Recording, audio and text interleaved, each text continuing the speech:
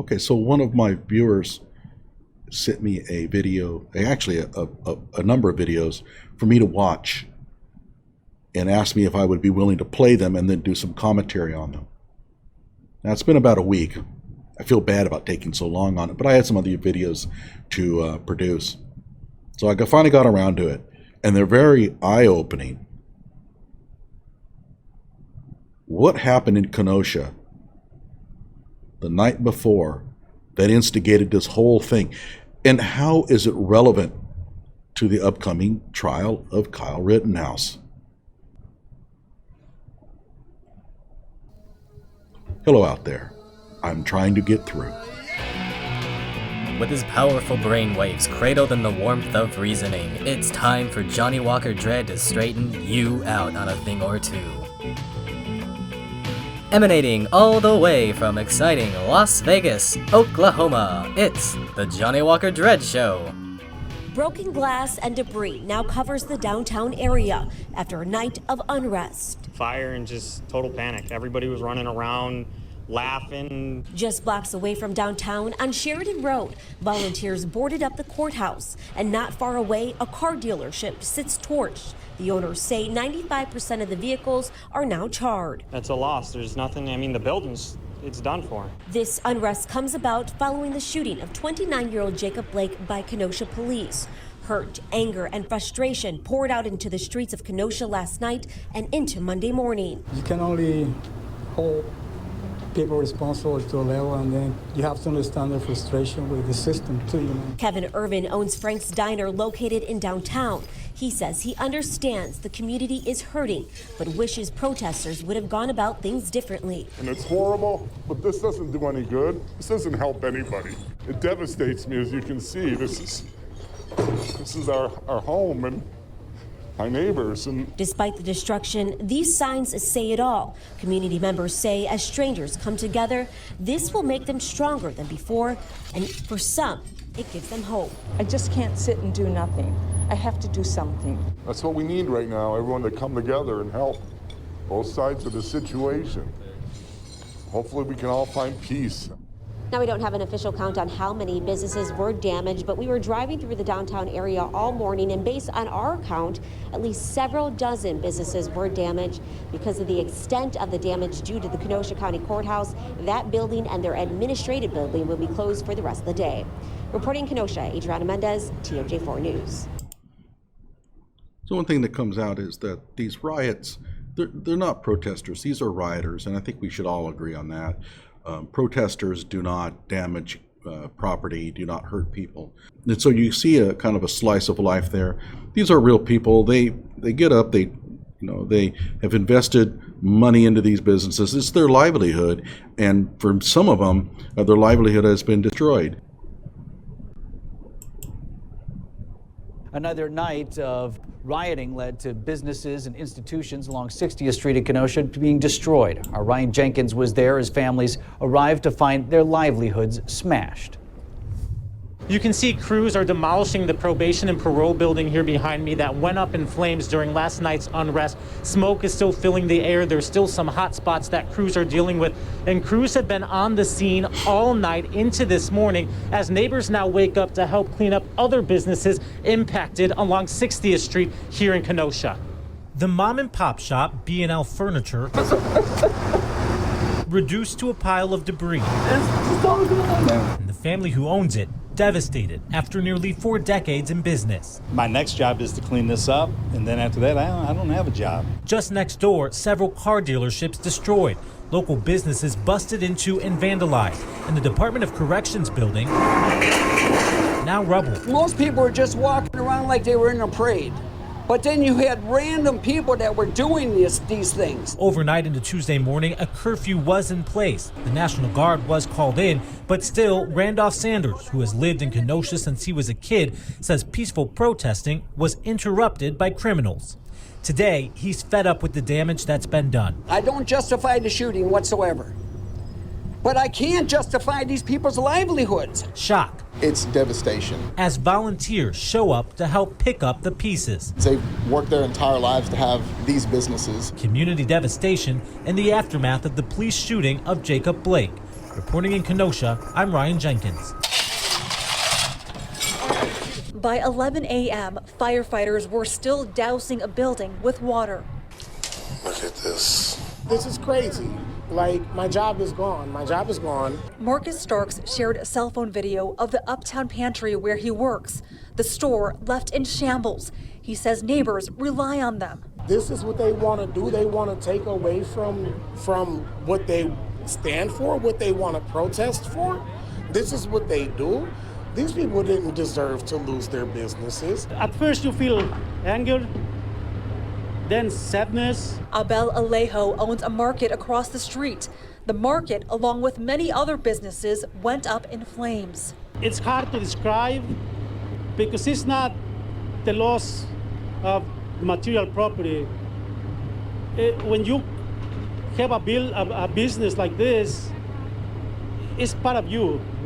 Part of your life goes with it.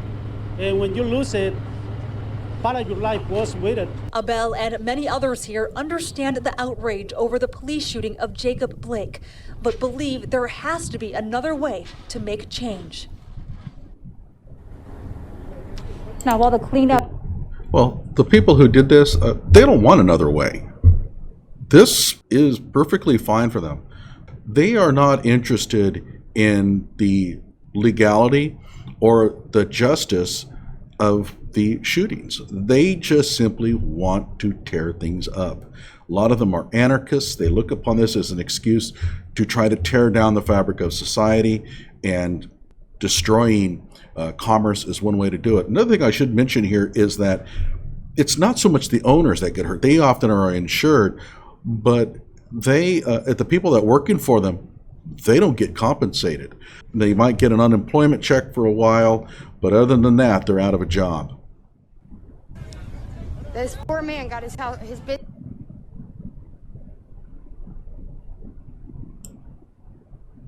business caught on fire.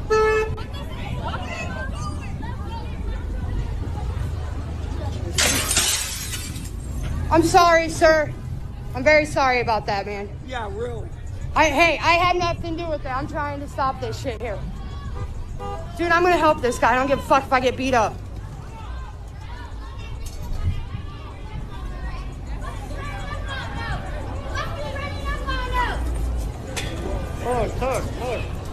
Oh, man. They just threw a bottle at this guy.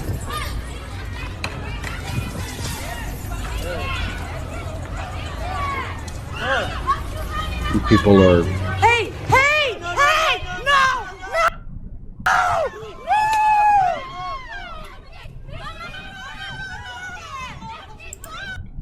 Yeah, these are the peaceful protesters that we were hearing about.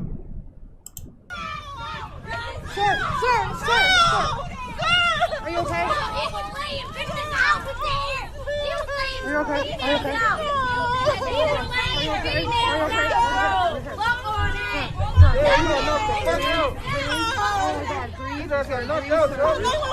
Turn his head.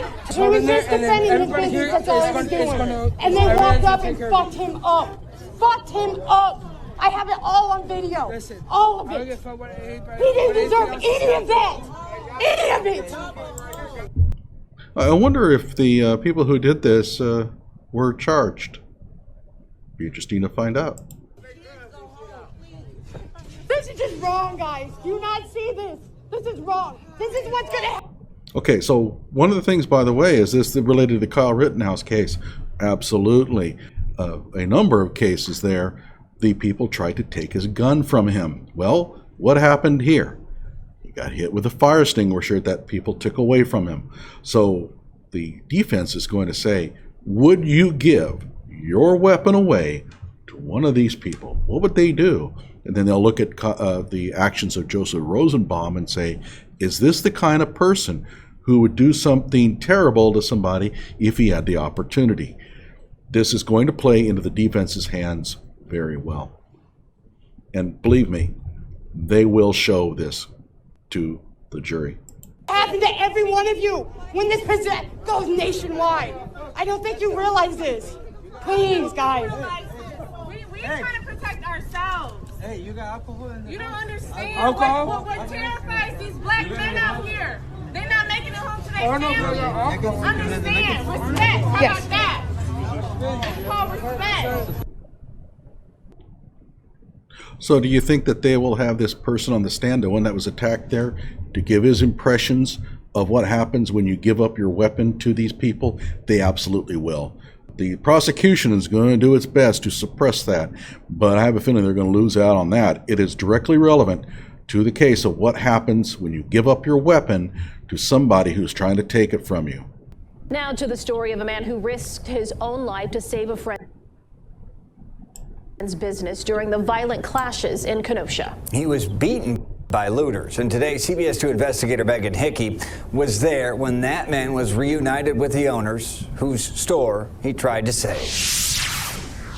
This was a 100-year-old building, a family-run mattress store. For one man who risked his life defending it, it was much more than that. It's hard.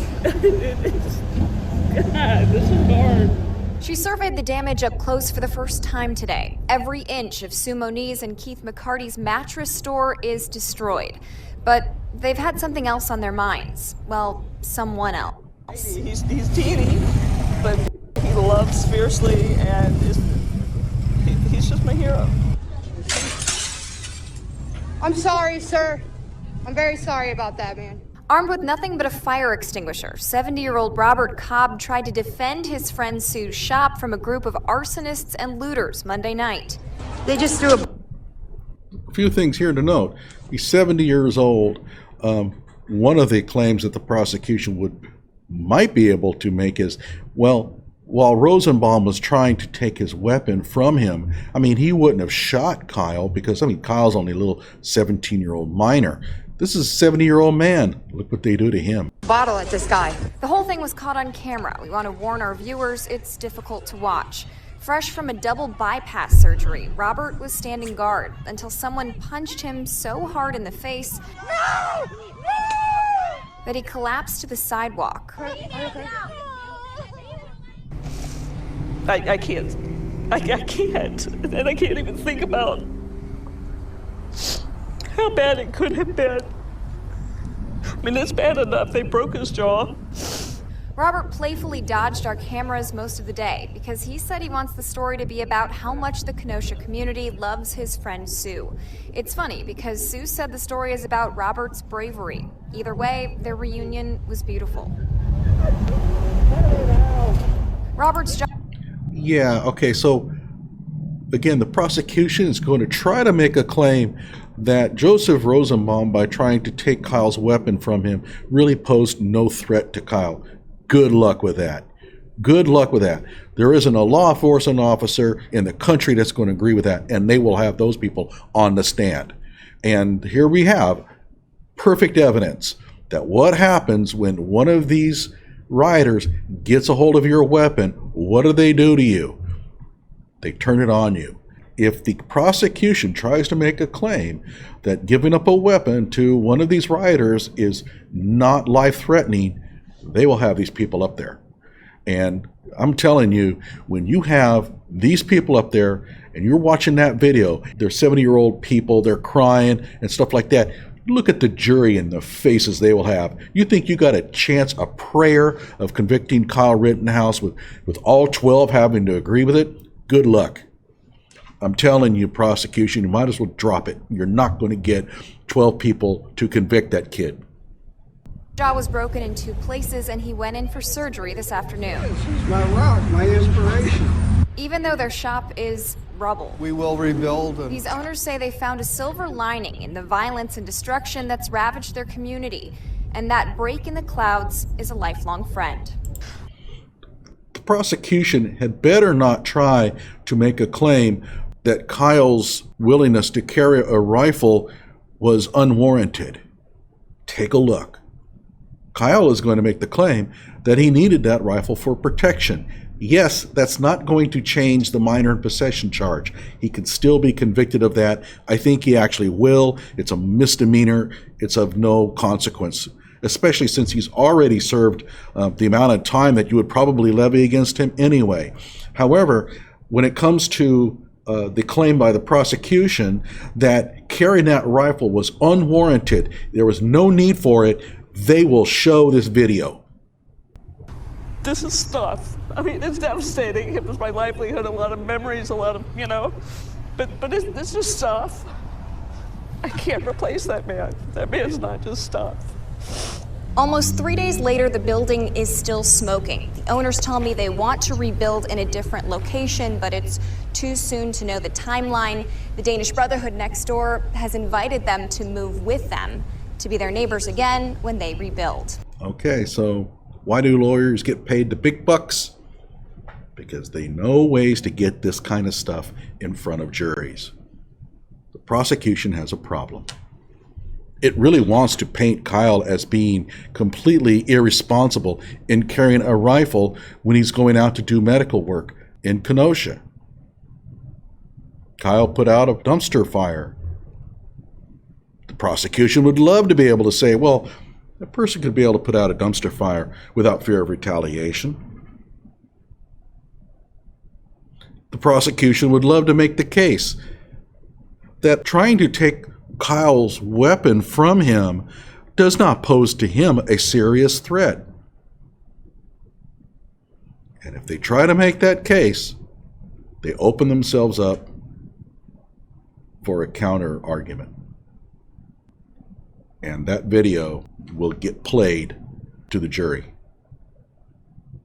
And the people that have been affected there, the people that are crying, people that have lost their businesses, are going to be much like the people on the jury.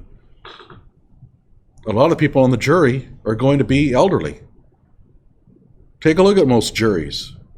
And they're going to look upon these people and feel horrible, and they will feel real rage against the people that are destroying the property. And keep in mind, Joseph Rosenbaum has been claimed to be an instigator of a church fire. They're going to see that he is one of them. You want to put your money on the prosecution on this case? Hey, go for it. Go down to Vegas. Take your life savings. Put it on the prosecution. The law is on Kyle's side. I read the law to you. It specifically states that Kyle is entitled to use self-defense in the circumstances that he faced. His actions that night support him. We have video evidence showing that he was out there to do good. He was out there to do not the things that these people do. And then we have a lot of heartbreak. A lot of people are going to be taking that stand, and they're going to talk about what they lost to these animals. And guess who was one of those that was shot initially? Joseph Rosenbaum, one of them. Good luck with that. I mean, I know a lot of you are out there thinking, I really hate Kyle. I hate what he does. He's one of those conservative kids. He's a Trumper. He's going to fry. No, to hell he won't. You don't have anything on your side. You don't have the law. You don't have the facts. And you don't have the emotion. Kyle is going to come off as a very sympathetic character. And the people he shot are going to be coming off as a bunch of liars, arsonists, rioters, filth. Kyle is not going to get convicted. Not going to happen. So prepare for disappointment if you're hoping for him to spend 60 years of his life where he's going to get abused by all those other fellow inmates and stuff. It ain't going to happen. He's not going to prison. The only thing that he'll get convicted of is that misdemeanor, minor in possession charge. What's that going to entail? Probation? 2 weeks in jail? Like my video, subscribe to my channel. I got a lot more coming, and the more I uncover, the more convinced I am right.